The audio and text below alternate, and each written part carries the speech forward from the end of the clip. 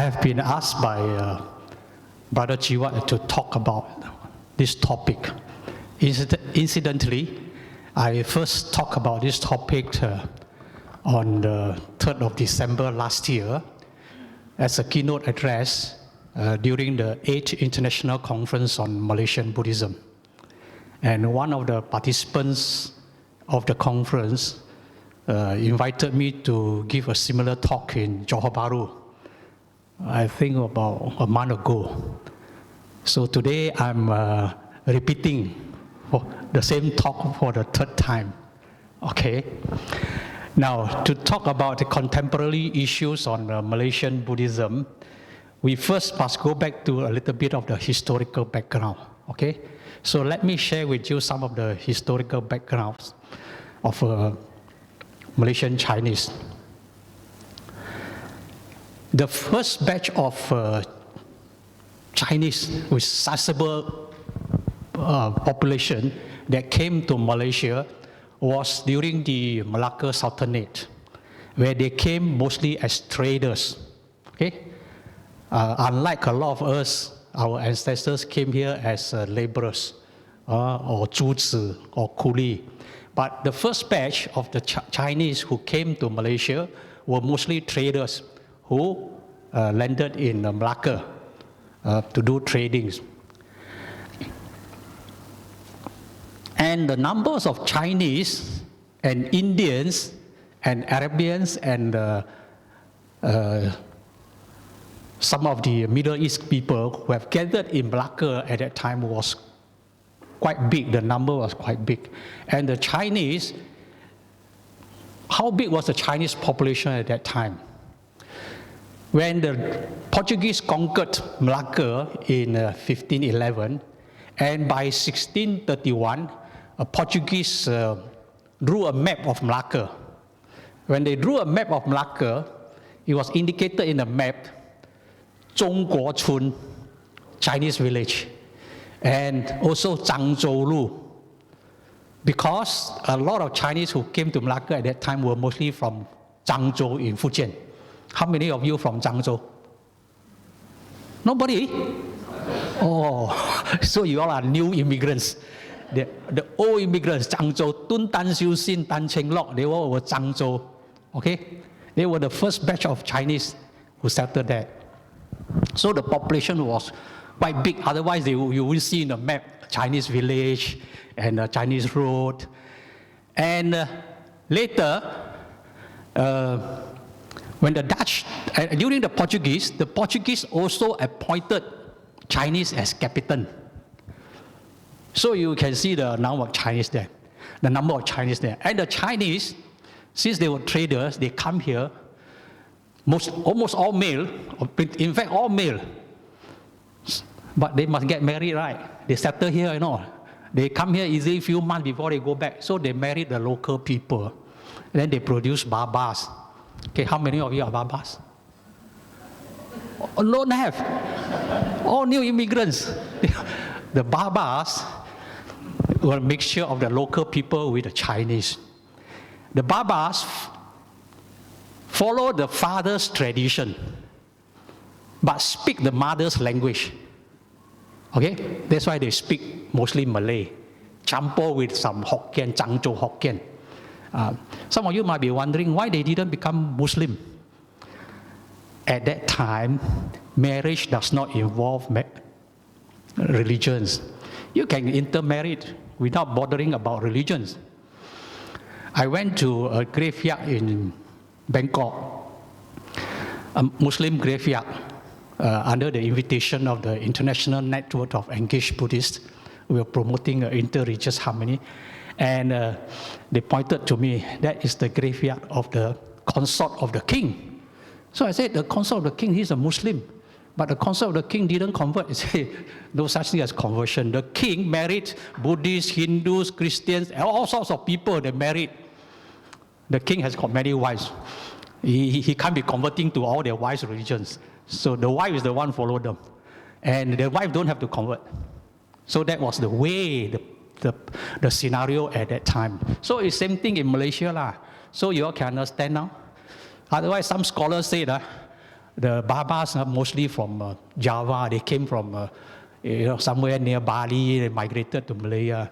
There's no strong evidence for that. It's more likely that these were the traders who married the local girls and produced the next generations who follow the religion of the Chinese, but must speak the mother's language. But what religion do they follow? It's a syncretic form of religions. Buddhism, Taoism, Confucianism, some kind of animism, plus ancestral worship, all put together. So we call it a syncretic form of religions. So these were the Babas. Okay, those were the first batch. And just to add more information for you, in 1641, when the Dutch took over, the Dutch has noticed that the population was 1/3 Chinese. That is out of 3,000, 1,000 Chinese. And that was also because of war. A lot of people, the city was already in ruin. Still got 3,000 people living there, of which 1,000 were Chinese. So you can see a lot of Chinese in Malacca at that time. Now, the second batch came around 1850. For convenience sake, I use the word 1850. That was when Malaysia started mining tin. And we also planted rubbers, and we needed laborers, particularly tin miners. Some of you might be wondering, why they import Chinese to come and do tin minings? They were push-pull factors. Here we need laborers. China was in wars. A lot of people wanted to evade wars. They came over. And there was also poverty in China at that time. China was hit by 2 opium wars.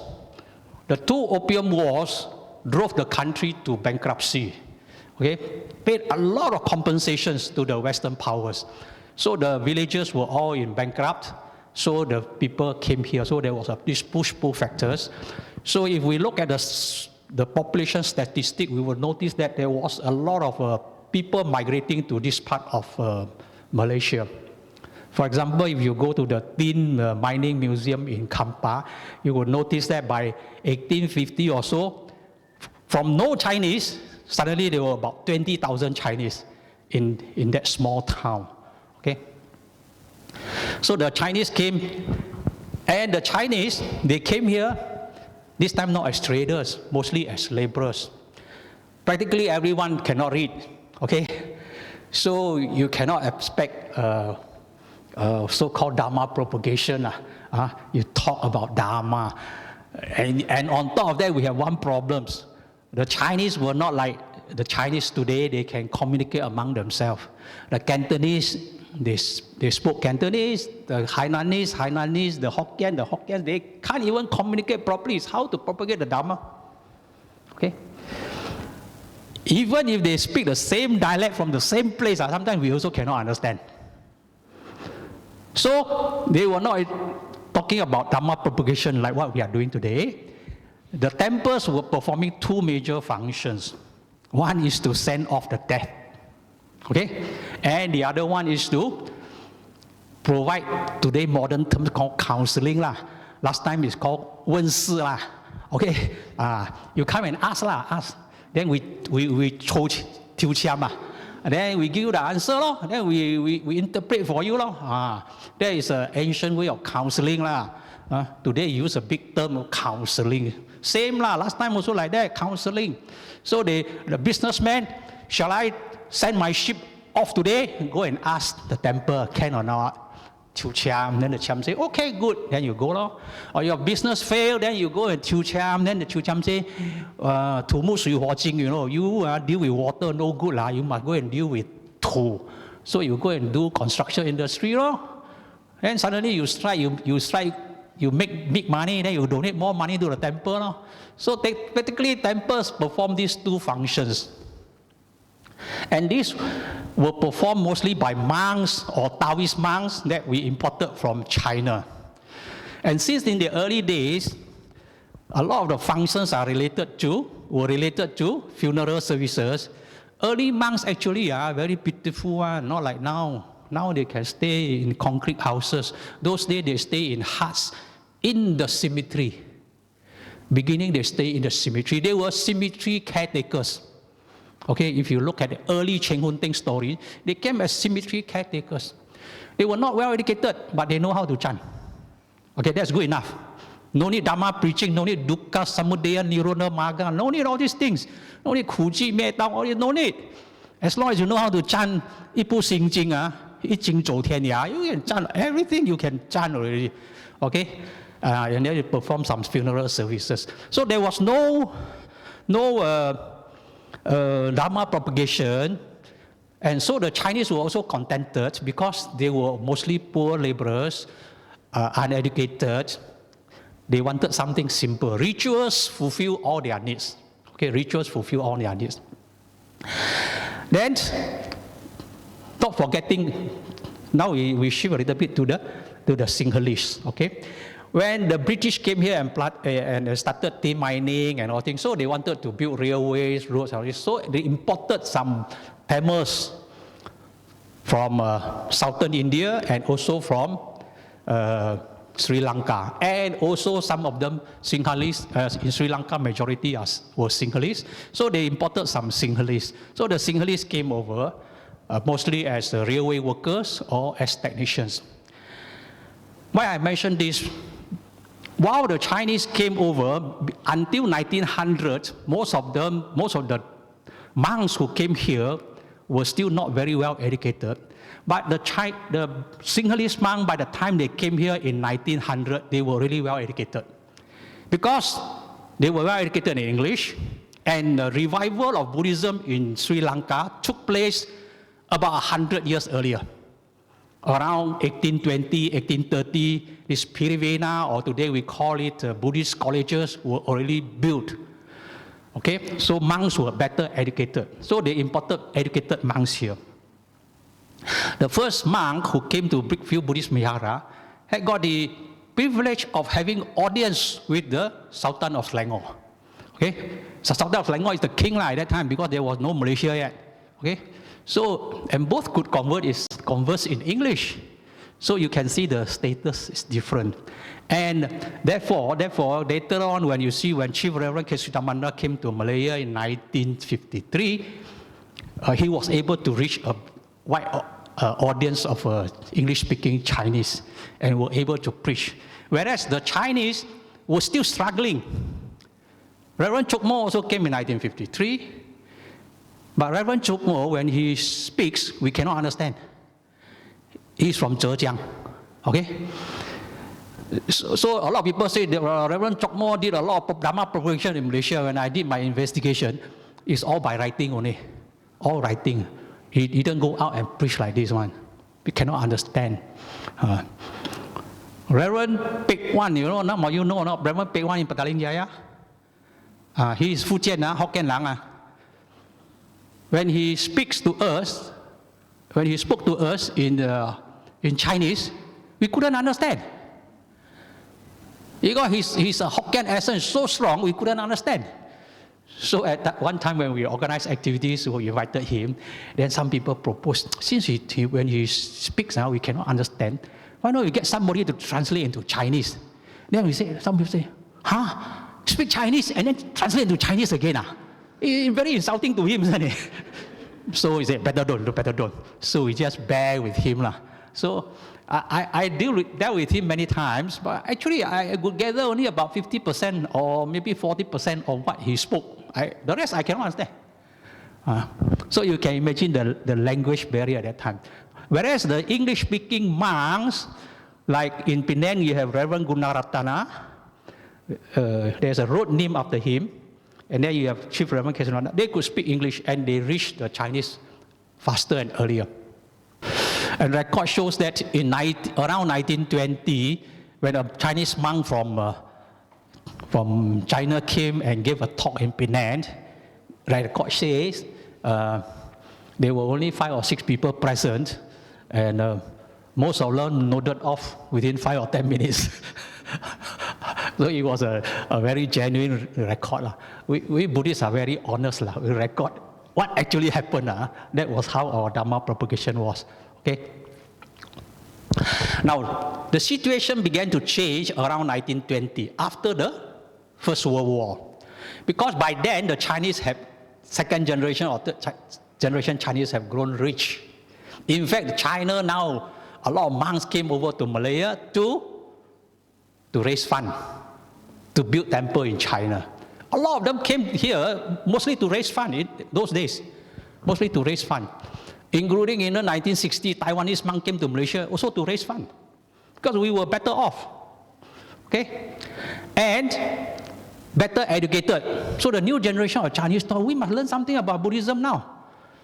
No, it's not sufficient just to go for chanting, and things like that. So they began to set up Buddhist societies. So we have 1920 in Malacca, you have the first registered Buddhist organization, the Sekyain. Okay, and 1925, Penang Buddhist Association. Penang Buddhist Association 1925 was mostly run by street-born Chinese. Their national language was Hokkien or English. Okay, so meeting in Hokkien, minutes in Chinese. Okay, and until today, chanting is still in Hokkien. This is the only association now. The chanting is still in Hokkien, and you use Hokkien better than you use Chinese. I told you before, you use Chinese, you say ma ma chi ma ma man ma ma ma ma， 聽下冇咧，你用福建話講媽媽謝bébé扮媽媽咩bé，聽下有了喎，聽下有了嘛，OK， 你用華語講想去香港買香，香港的香很香，很難聽咧。你用福建話講香去香港買香，香港嘅香真香，So Hokkien better, okay? And you use Hokkien, then you can understand why the Chinese translation was like that. Nan Wu. Now we use Chinese, Nan Wu, Aumi Tovo, Nan Wu. Nan Wu in Sanskrit Pali is Namo, If you use Hokkien, Namo, closer. Okay? You use Chinese, Fo To. You use Hokkien, Buddho. Closer to Buddha. So you understand now importance of Hokkien.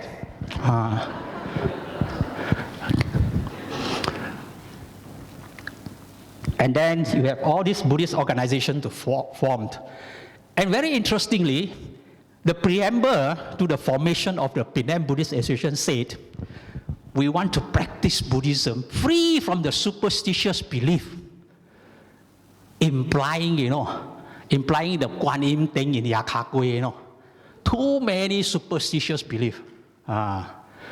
This one I quote from Benny Liao one. You don't blame me.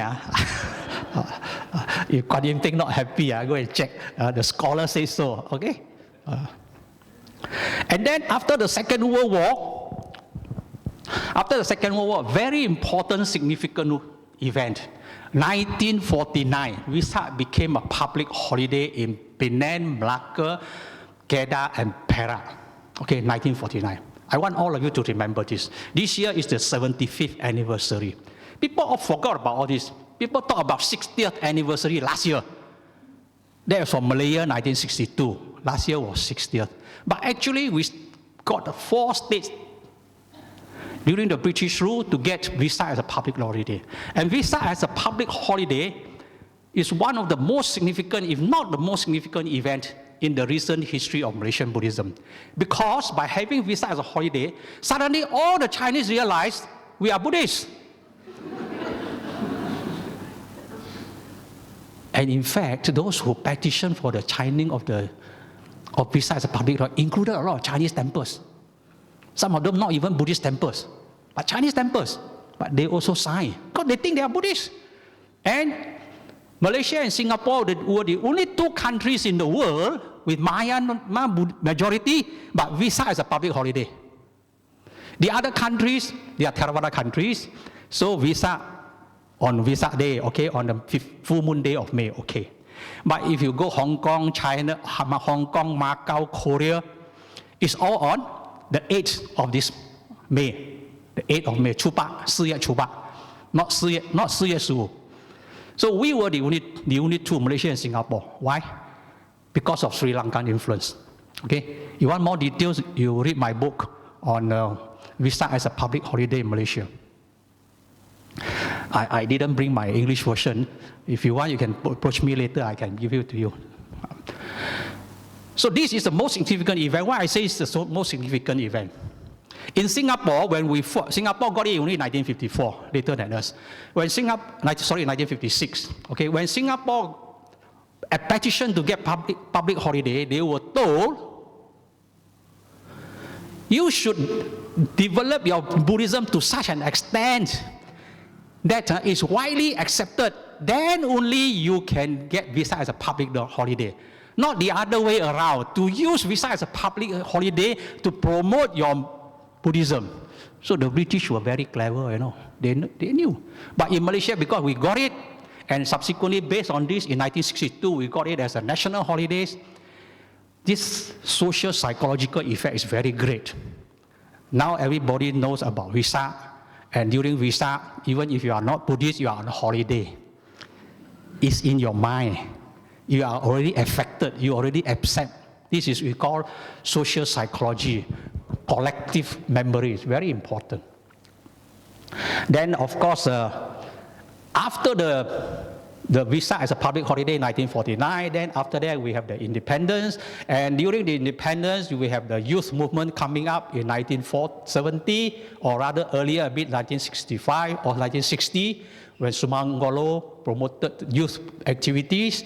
And then the recent times, the advent of transnational organizations, globalization, so Fo Guang came in, now we have Fa Kusang came in, and then you have Pa'au Sayadaw came in, Sri Lanka. Malaysia now is a melting pot or a stew pot of all sorts of transnational organizations coming into Malaysia. But despite all these things, and the Buddhist community have done so much things, the Buddhist population actually did not increase. In fact, it was decreasing.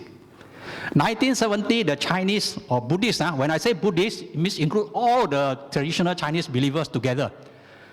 It was 1970, it was 92%. But today, it has dwindled down to around 76, is not including the Taoist one. So if you include the Taoist one, it's around 84%. So we lost 2% every 10 years. Whereas the Christians gain 2% every 10 years. Even the Chinese Muslims have increased from 40,000 in 1970 to now about 120,000.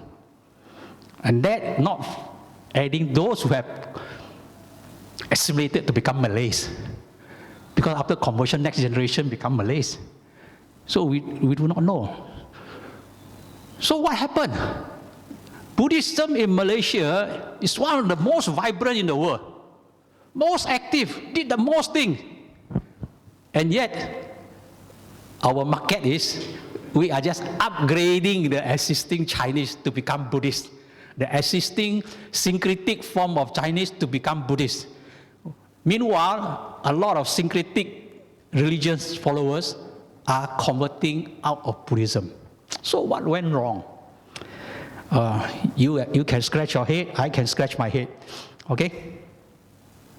So today, I would like to, instead of just look at the, trying to dig out what's the root cause of all these problems, I would like to propose a few things. Number one, we want to talk about Buddhist research. Okay, Buddhist research as a strategy to promote Malaysian Buddhism.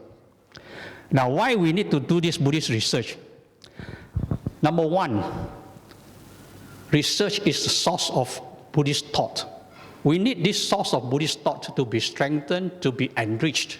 Okay, we know in history, the revival of Buddhism in India was through the revival of Mahayana Buddhism during the 1st century AD by people by Nagarjuna, Asanga, Vasubandhu, and all that. They were the scholars at that time. Okay, they were the one who brought a new perspective to Buddhism in India, and therefore allowed Buddhism to survive in India. And later, during the time of Xuan Zhang and all those things, and Fa Xian and those people, they were brought to China. Now, if you look at the history of Chinese Buddhism, 人间佛教的提倡者太虚大师，Venerable 太虚 advocated humanistic Buddhism, okay, 人生佛教, but he admitted that he failed, okay. Whereas his disciple Venerable Ying Sun talk about 人间佛教, and Ying Sun is now very well promoted, especially in Taiwan. The Taiwan people try to promote Ying Sun to be at least the same status as Venerable Thich Nhat Hanh. Venerable Thich Nhat Hanh, to me, in terms of scholarship, nothing compared with Reverend Ying Sun. But because he speaks English and French, he's well known throughout the world. Venerable Ying Sun wrote 6 million words. You know, each thesis for PhD, how many words? It's about 60,000 words only. People wrote 6 million words. His Miao Ying Ji is this amount. Okay? You can't finish reading. He can write, but we can't read this amount. But today, people remember Reverend Ying Sun and use his slogan to promote Buddhism throughout the Han Buddhism because of his scholarship. Whereas Tai Shi has got a lot of organizations, a lot of rhetoric, a lot of slogans. Didn't succeed. He admitted. Okay? So we need research to strengthen and enrich our Buddhist thoughts idea. Secondly, we need knowledge as a power, as our voice. Okay? We need, today in Malaysian societies, we have a lot of things. For example, government public policies. For example, biotechnologies. For example, medical ethics. All these need input from the Buddhists. But we can't be relying on the Westerners to tell us. So we need our own research, our own data, our own information to support our case. So we need this kind of research. And number 3, this is a way for upward, downward development of Buddhism. In any social change, there are 2 approaches. Bottom up, which normally involve revolution, bloodshed, or top down. Okay? Buddhism enter into the West through top down. Buddhism enter into China top down. Xuan Zhuang came over, Fa Xian came over earlier, took all the suttas back and started translation, started preaching top down. Buddhism went into the West. First, you have this British scholar, George Turner. He studied Pali, and then he translated the Pali text. Then people got interested in the Pali text. People learned. And then you have Professor Rice Davis and his wife, Mrs. Rice Davis. They formed the Pali Text Society. Then people got interested in Buddhism. Okay? Then many other cases. There are many cases top down. So in Malaysia, we can't go from bottom up because even our primary school, secondary school, we don't have Buddhism as a subject. But if we go from universities, probably one day it will trigger down. Okay? And the 4th reason why I talk about Buddhist research is because it's a way to uplift our image. Our products can be very good. Our product is not only the Dhamma, also our rituals is together. Our rituals and our Dhamma is very good. But if our image is no good, you cannot sell. Right or not? Reverend Pek Wan used to tell a story. In 1960, when he was in the Galaxy, he said, people who came to the temple were women only, old ladies. Not only women, but old ladies. Old men don't enter. Old men drop their wife in the temple, wait outside. They waited outside, don't go inside one. Because old men felt, it's a kind of superstitious belief. You women like to ask for solace, ask for consolation, or this. You go and do on my behalf, go inside. So old men don't go inside one. Reverend Pek Wan observed. Youngster, lagi cannot enter.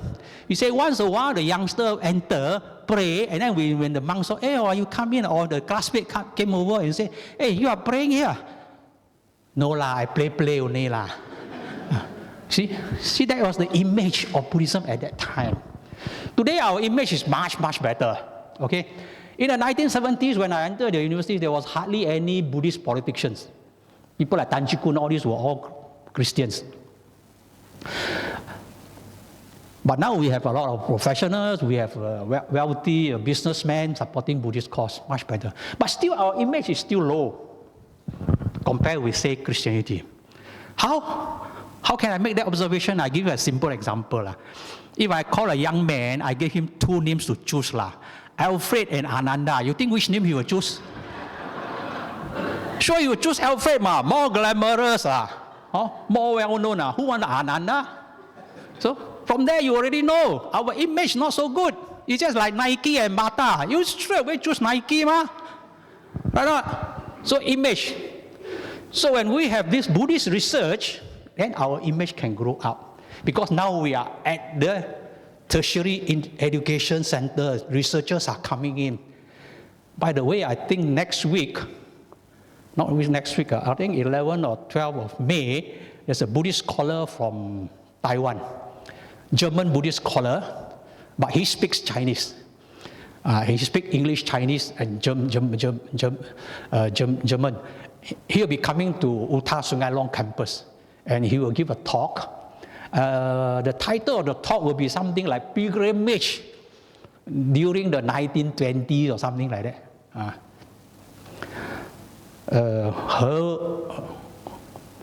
Ma Weide, he used a Chinese name, Ma Weide, Marcus. So this basically, Buddhist research can help us to do these things. Provide a source of thought, strengthen our knowledge power, top-down development of Malaysian Buddhism, and uplift our image. And why is Malaysian Buddhist research so very unique, Number one, as pointed out by this Chinese Academy of Social Science Director of Religion said, Malaysian Buddhism is unique because we got 4 layers of cultural layers. The first layer is the ancient Indian layers. The second layer is the Vijaya Empire layer. The third layer is the immigration layers. And the fourth layer is the contemporary layers. So we have 4 cultural layers for us to explore. Okay? And number 2, we are multi-traditions. Okay? The most amount of multi-tradition in Malaysia, and we have multi-ethnicity and also multi-language. So we are very unique in many ways. And on top of that, our Malaysian scholars usually are well-versed in 3 languages. Taiwan scholars usually not well-versed in English. And if they are not well-versed in Malay, if they go to English, when you do research, especially on historical part, you have to enter our National Archive. Our National Archives are all English. So most of them ignore. So their research will not be as good as our own local researchers who are familiar with English. Another important aspect is that it is a center for civilizational dialogue in Malaysia. Buddhists, Christians, Hindus, we have everything here in Malaysia. And if we can develop a model of a good civilizational dialogue in Malaysia, it will be a good contribution to the world. But otherwise, we'll be fighting, like in the Middle East, then it will be a disaster for everyone, okay? And another important characteristic is, like I mentioned to you just now, we are the center of globalizations. We now have China, India, Japan, Myanmar, Thailand, Sri Lanka, all in Malaysia. All this is now the re-landscaping Malaysian Buddhism. And in terms of Buddhist movement, I categorize Malaysian Buddhist movement into 3 types. Humanistic Buddhism, promoted by Fo Guangshan, Fa Gu-san. They call themselves they carry the banner of humanistic Buddhism. But we also have another categories, which don't carry the flag of humanistic Buddhism. I call them, or sociologists call them Buddhist modernism, like Tan Xiangshi. Okay, Tan Xiangshi also built the International Buddhist College. Like Jile Shi, they also built hospitals. Then like our Yayasan Belia Buddhist Malaysia, our Young Buddhist Malaysia Association of Malaysia, these are all Buddhist modernism. They don't carry the flag of humanistic Buddhism. And then you have the third one, I call them traditional Buddhism. Traditional Buddhism, or we call them Xiang Hua Miao. Okay, they provided places of worship, primarily places of worship. They don't do much things else. But all these three are equally important. Okay, all equally important, and they need to be studied. And okay.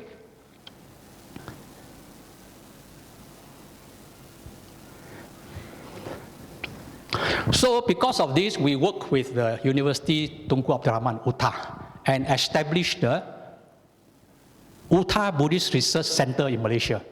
Okay, supposedly the first one. Okay, in Malaysia, and started operation in 1st of March 2024 this year.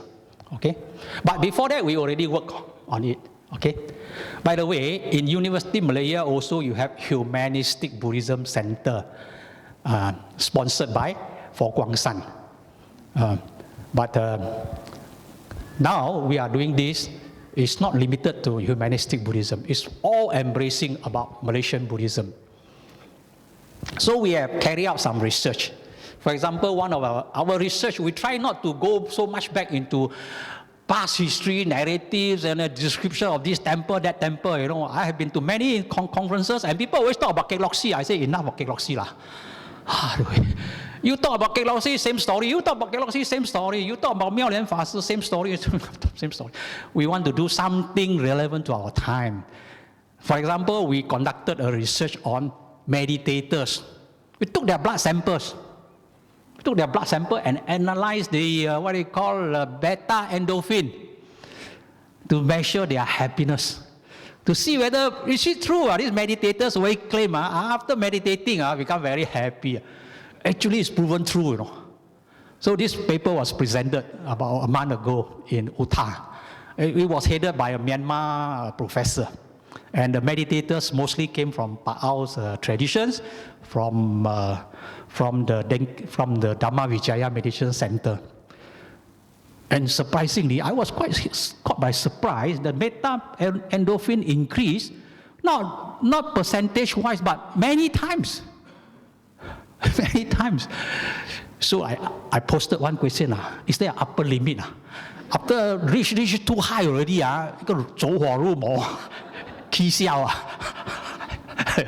the professor, he said, after you reach a state of the high stage, everything becomes empty. Such research had been done in the West, on the Westerners, but not on Malaysians. So the first one we did for Malaysians. Okay. For example, another research which had been concluded, and we produced a booklet on how the Chinese came, the traditional Chinese religion followers, why they convert out of Buddhism. Why they convert out of the traditional religions into, say, Christianity or other things. So that was another research. So they are, and to keep our record, we also don't neglect history. We also produce videos to showcase Jalan Berhala, to attract people's attention, to be interested in Buddhism. We produce video. The video is on Jalan Berhala. Jalan Berhala means Jalan Vihara. Okay. To relate our Buddhism to the cultural history of Malaysia. So next one, maybe we will move to Penang, Jalan Guna Ratana. These were the topics we proposed to the researchers. Topics that we think are relevant to our time. Not the research into, say, Nen Yen Jing is a fourth sutra or not a fourth sutra, and this word should be spelled this way and not that way. There are many such scholars. Having done research is not good enough. We need to go down to the root. So I came up with a second proposal, which I've talked about quite some time, is to make everybody a Dhamma preacher. I call it everybody preaching Buddhism. Buddhism was first taught by the Buddha and the Arahants through words of mouth, okay? And they were all enlightened beings. Later, monks may not be enlightened beings, but they also preach. But basically, the spread of Buddhism was by monks, okay? Involved hardly any lay people. Of course, in the Buddhist suttas, you also have the chitta, a lay person chitta, who was a very well-known lay preacher, okay? Unfortunately, if you study Mahayana Buddhism, you don't see this word chitta came out. You only saw Wei Mo Ji Si, Wei Mo Jie Ji Si, Vimalakirti. You only see Wei Mo Jie Ji Si. Mahayana Sutta always talk about Wei Mo Jie Ji Si as a well-known lay preacher. But generally speaking, lay preachers were very few. The spread of Buddhism throughout Asia, basically all led by monks. Then, only in recent times,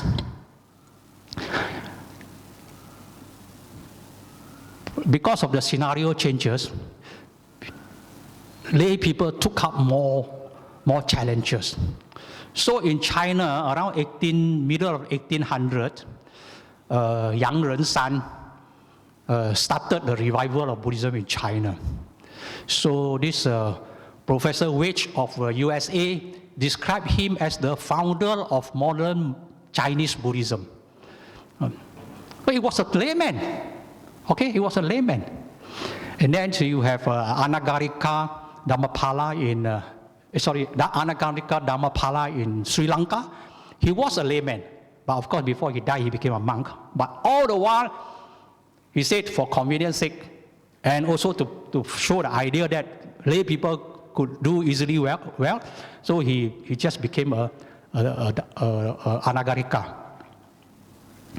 And then in India, you have Professor Ambedkar, also a lay person. So you can see more lay people came out to take the lead. So lay people preaching Buddhism. So I say Upasaka preaching Buddhism. So from monks preaching Buddhism to lay people preaching Buddhism. But now in this era of information explosion, this is not good enough. It means every one of us have to be preachers. Every one of us. Every Christian is a preacher. You know, every Christian is a preacher. They would draw people into Christianity. But Buddhists, Sangikadana, I come. Okay? Got married one, I come. But I don't ask other people to come. Okay? I don't share Dhamma with other people. So now we must have a new slogan. Everybody preaching Buddhism. Every Buddhist has a duty to preach Buddhism. The greatest merit is in bringing people to Buddhism. Buddhism says, Sabbe Danang Dhammandanang Jinati. The highest merit is the merit of the Dhamma. Okay? Therefore, if we cannot preach the Dhamma, at least we can bring people to the Dhamma. Okay? So this must be in our mind. So we need to have a rethinking. We don't just tell the Buddhists, perform dana, that is the best merit. Or meditation is the best merit. Must tell him the highest merit is to bring people to the Dhamma. Okay? Then people say, I have a problem, I don't know how to talk about the Dhamma. First, if you don't know how to talk about the Dhamma, you can bring people to the Dhamma. Have we ever bring people to the Dhamma? That's the first one. Secondly, if you talk about the Dhamma, don't think about something very profound. Buddhism has got many categories, you know. Okay, Mahayana Buddhism, developed by all the scholars, also make life difficult for us lah. Because they talk about sunyanta, voidness, 色即是空，空即是色，pening kepala, cannot understand. Very high, right? Then you don't talk about this lah. You talk about a little bit lower one. This lower one also cannot talk. Talk stories lah. Tell stories cannot. Buddhism got a lot of stories. Okay, it's just like water lah. Okay, water you can use for drinking, for washing. Okay? Then water can become steam, can run steam engine. Water, we can do electrolysis, can become oxygen and hydrogen. So if you are very high level, you talk about electrolysis, correct or not? If you cannot talk about electrolysis, you talk about steam engine, no? Correct or not? You still cannot talk about steam engine? Talk about washing, laundering, drinking? Sure you can. Correct or not? Buddhism is like that. It's got many, many layers. Sometimes Buddhists got confused. We always want to talk about the profound one. Like to debate with people with all the profound philosophies that you and me are not on the same frequency. Actually, you cannot communicate one. Okay? So we must have the confidence that there is something for us to share. There is something for us to talk. Okay? If you still cannot do this, there is at least one dana we can perform. Abhaya dana. We always translate abhaya dana to the dana of no fear. Dana of no fear is an old word. I use a new interpretation, the dana of care. Because only through care you can remove people's fear. The fear is not only fear, it's about fear, anxiety, unsettledness, unhappiness. And if we can perform this dana, this abhaya dana to our fellow beings around, then they will come to Buddhism. Why the Christians are so successful is because they perform a lot of abhaya dana. Whereas we Buddhists, when we talk abhaya dana means or people in fear, I go and save him, or I go and release fish, that's called abhaya dana. But around us, people who are in anxiety, in difficulties, having problems, we care. Definitely there are ways to bring Buddhism into Buddhism. So this is what I call everybody preaching Buddhism. Okay?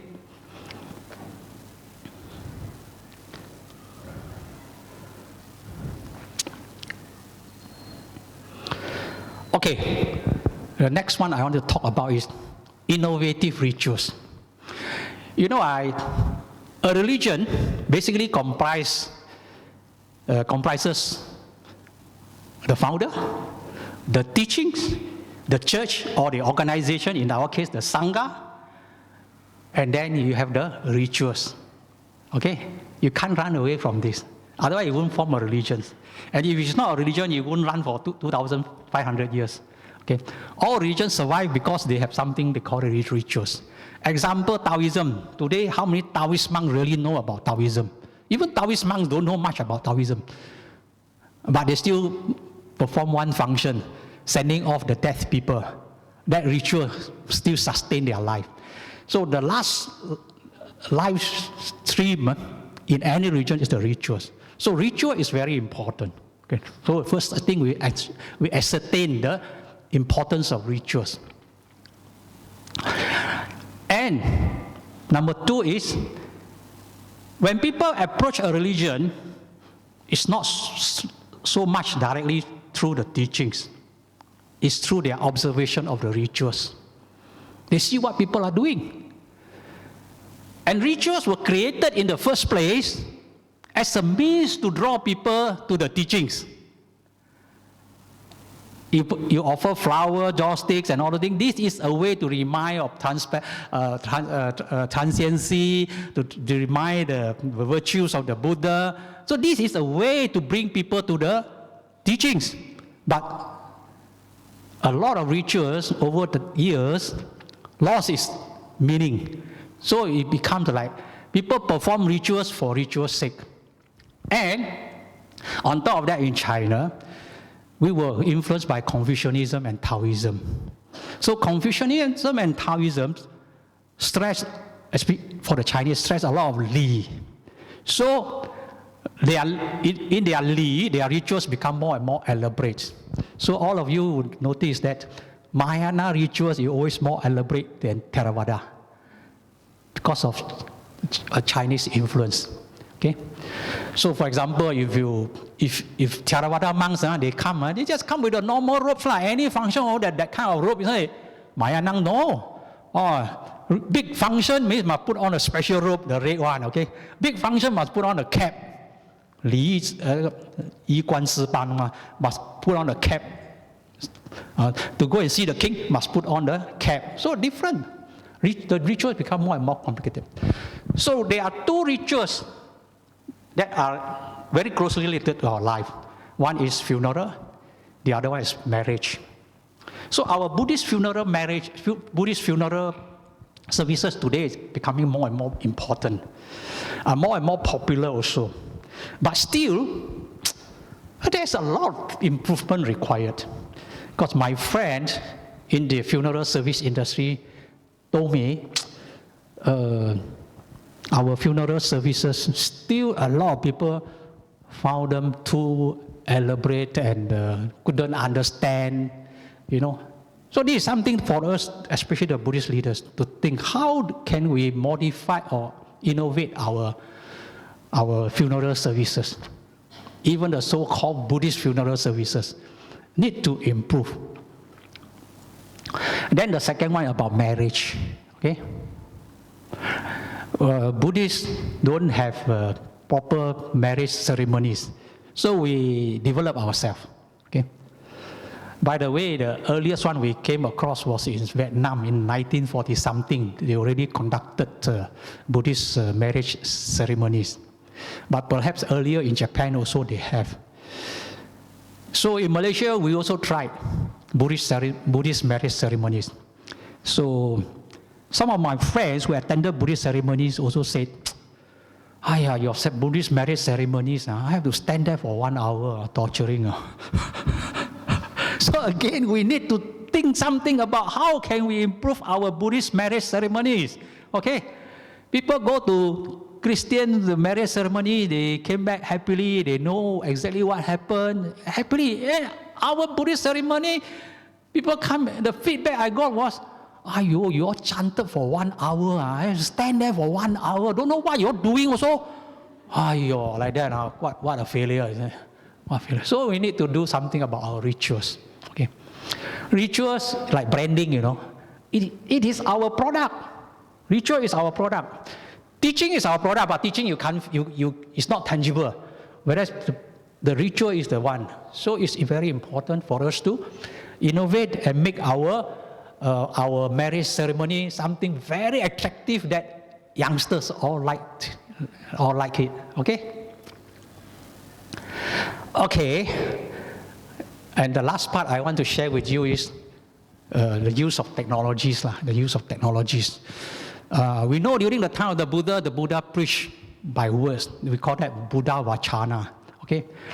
After that, around the 1st century BC or the 1st century AD, was first put into writings, okay, by inscribing on the pipa leaf. Then we call it the Peiyet Jing, the pipa leaf. And in China, they were written on papers. So from verbal words become written on leaves or palm leaves or on papers. But to produce one sutta, you have to write one time. The second sutta, you have to write a second time. So human knowledge spread very slowly in those days. It was only until, although Chinese invented papers around the 1st century AD, I think, papers, but for one sutta, you have to write one time. Second sutta, you have to write, there was no printing. So the spread of Buddhism, or for that matter, the spread of any teachings in the world was very slow. Only until the Song Dynasty is about 1,000 years now, 1,000 year from now, they invented this wooden block. A wooden block about 3 feet by 2 feet. You can still see some of them if you go to old temples in Korea, or you go to Nanjing, Jingling Kejing Choo. You go to Nanjing, you can see some of this old block, 3 feet by 2 feet. And words are engraved on those blocks. And you put ink on it, and then you stamp. Okay? Then now you can understand why the words are so big. Okay? Not font 12. Okay? Font 120. Okay? Then it's so big, then you chop there. Okay? Recently, I visited a museum in Kampa. Then I learned something, Actually, 简体字, this simplified Chinese, were also used in the ancient times. Some of the words were also used in the ancient times. So I thought it was a recent development. He said, no. In the ancient time, also some people use some of this 简体字, because some of the words so difficult to engrave, so they use 简体字. Hong Zhu Feng, how many stroke? So now it's 简体字, 4 stroke. So when we travel, we learn something. We learn something. So back to this one. With this, so for the first time, Buddhism spread quite fast in China and all over the world, but still very slow. Then the Germans invented the Gutenberg press. Then with that, wow, printing of books appear, then spread very fast. So now books have spread all over the world. We can learn the Dhamma through books.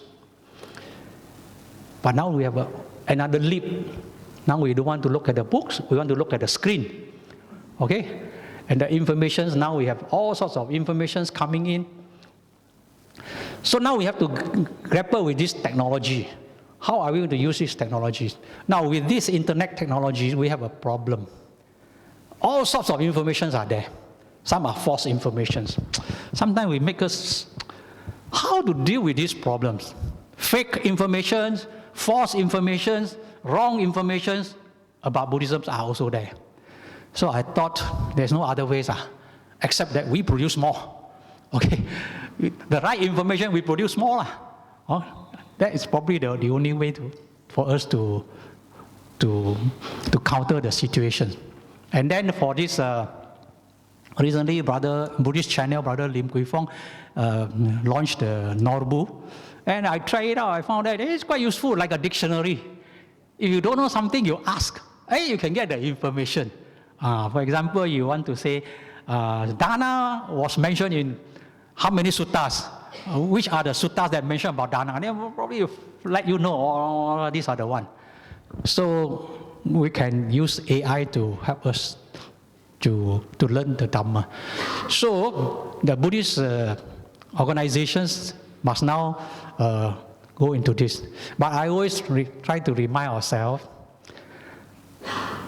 all this technology is just a medium. Okay, they are medias to carry the message. The content is still the Dhamma. So don't overdo it. Some people say, now we invent robot. Let the robot teach us. Human beings cannot teach. Oh, I must go and invent robot and teach. I went to a temple in Beijing, They really had a robot there. No Sifu around, but you want to ask question, you ask him. I said, there's no human touch already. I come here to see monks, not to see robot. See? So I think we need not overdo. Okay? We can use all this technology appropriately. Don't overdo. Some people, wow, ever enthusiastic. Put all the scripture, all the Dhamma into the machine and then ask you to go and ask machine. When you are already in the temples, they are all monks there. I ask you to ask machine. Okay? So, talking about contemporary issue in Malaysia, when you trace back the history, our ancestors came here, not much of a Dhamma propagation.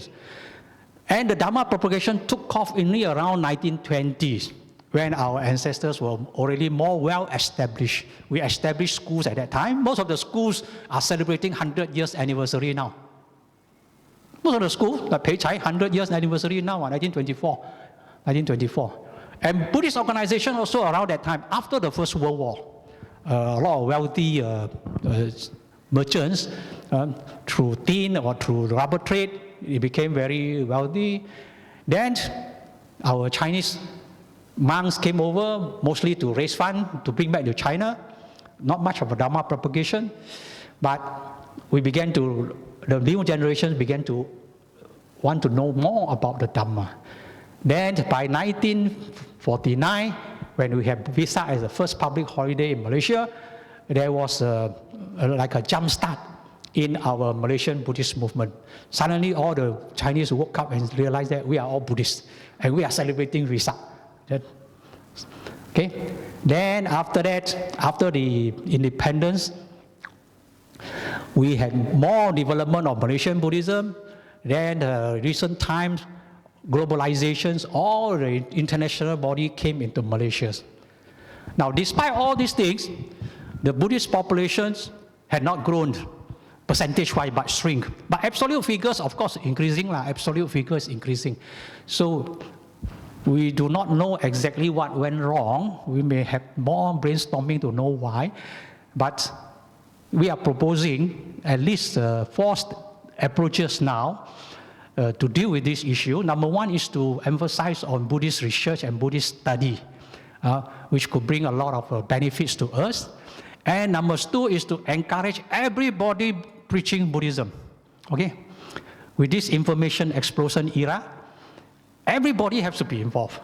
Okay? We can't be just involving the monks and some lay preachers. It has to involve everybody. Okay? And number 3, our rituals, which have been always seen as a hindrance, need to be innovated to suit contemporary times. And number 4, of course, we need to use technologies to propel us to greater heights. So today I share with you these brief ideas about the issues on contemporary Buddhism.